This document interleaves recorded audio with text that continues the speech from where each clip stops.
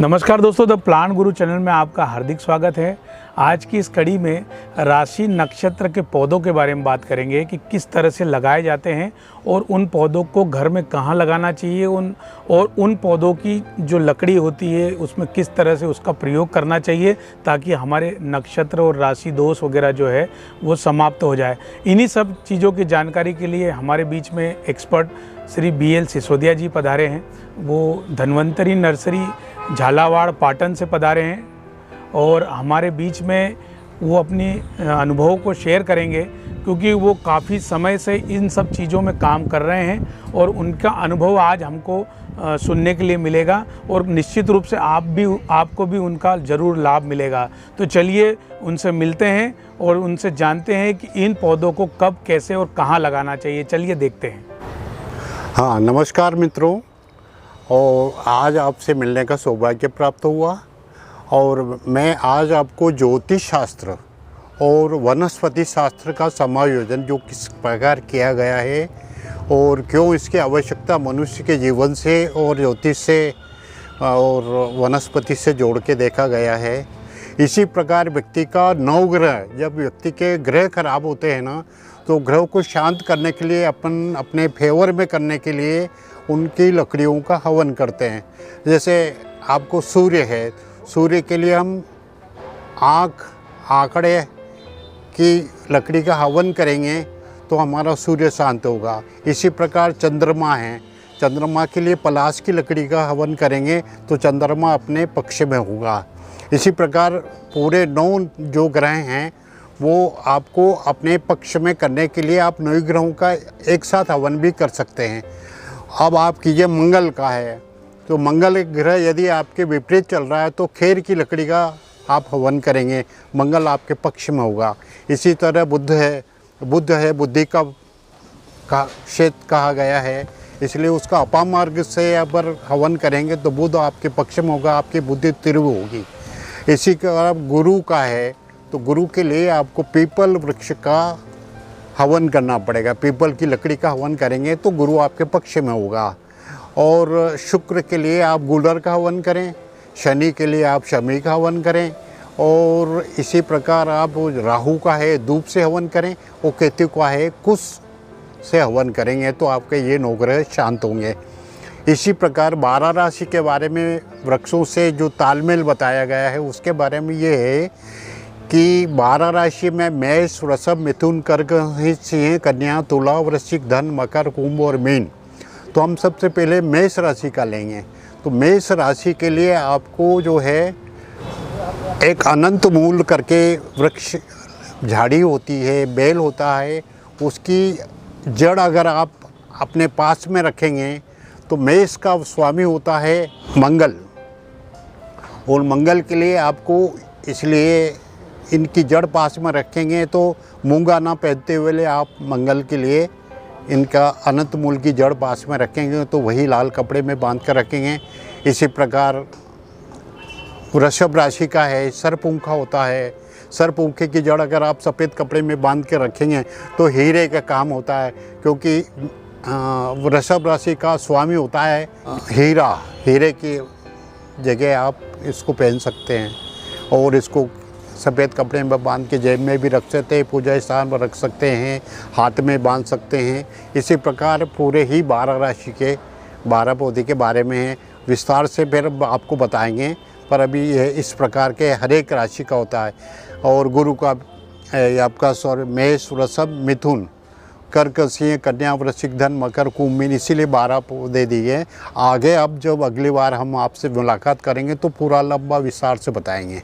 तो इसमें सिसोदिया जी का ये कहना है कि जब आपके पास राशियों के जो महंगे रत्न होते हैं वो पहनने के लिए जब बहुत लोगों के पास में व्यवस्था नहीं होती, ऐसी कंडीशन में आप पौधों के द्वारा भी वो जो है उसका लाभ उठा सकते हैं और उन पौधों को जो अपने घर में लगा के वो लाभ प्राप्त कर सकते हैं। इसके साथ साथ में मैं सिसोदिया जी से एक वास्तुमंडल करके भी पौधे बहुत सारे होते हैं जो आप हमारे दर्शकों को बताएंगे वास्तुमंडल के बारे में।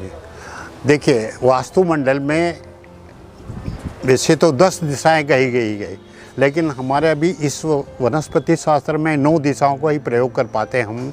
तो जैसे पूर्व आग्नेय कोण, दक्षिण, नैऋत्य कोण, पश्चिम, वायु कोण, उत्तर कोण और आपका जो है ईशान कोण, इस प्रकार ये 9 हुए।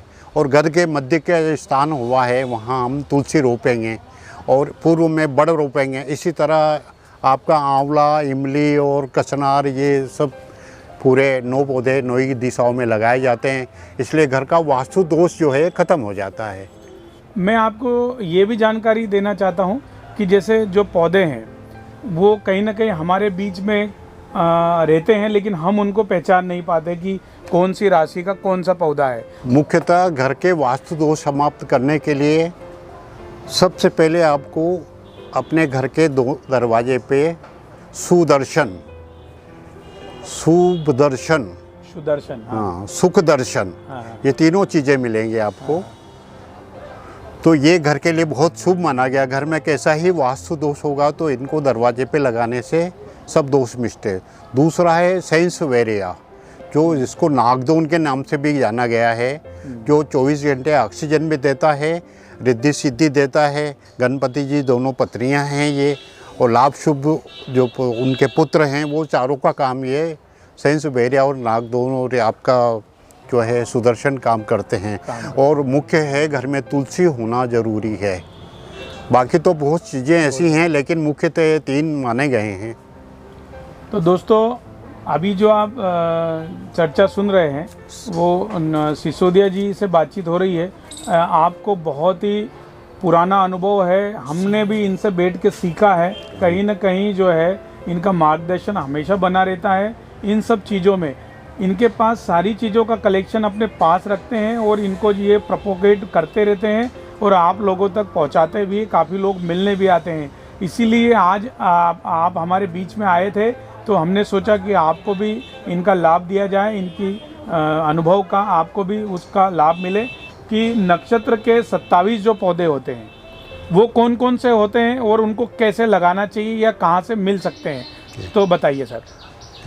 ये जो है सर नक्षत्र का, हर व्यक्ति का एक जन्म के समय नक्षत्र होता है और उस जन्म नक्षत्र के साथ में उस नक्षत्र का एक वृक्ष होता है। और जब व्यक्ति का समय अनुकूल नहीं होता है तो उस समय उस नक्षत्र में का वृक्ष होता है। 27 वृक्ष हैं ये, और 27 का मैं अगली बार विस्तार से बताऊंगा आपके 27 के बारे में। तो हम अश्विनी नक्षत्र के बारे में, अश्विनी, भन्नी, कृत्तिका, रोहिणी, मृगशिरा, आद्रा, पुनर्वसु, पुष्य और रेवती तक 27 नक्षत्र होते हैं। तो एक ही नक्षत्र के बारे में बताऊंगा, जैसे अश्विनी नक्षत्र है। जिस व्यक्ति का जन्म अश्विनी नक्षत्र में हुआ है वो कुचला वृक्ष का, जो उड़ीसा में होता है, जिसको यहाँ अपनी लोकल भाषा में उपविश्व में भी कहा गया, उसको जहरी कुचला बोलते हैं उसको। तो उस वृक्ष का दर्शन करें या उसका पूजन करें या उसकी परिक्रमा करें या उसको जल दें तो उस आपको वो तत्काल ऊर्जा प्रदान करता है, नकारात्मक समाप्त करता है। आपने देखा कि किस तरह से सिसोदिया जी ने हमको नक्षत्र वाटिका, वास्तु के पौधे और जो है वास्तु मंडल के पौधों के बारे में जानकारी दी।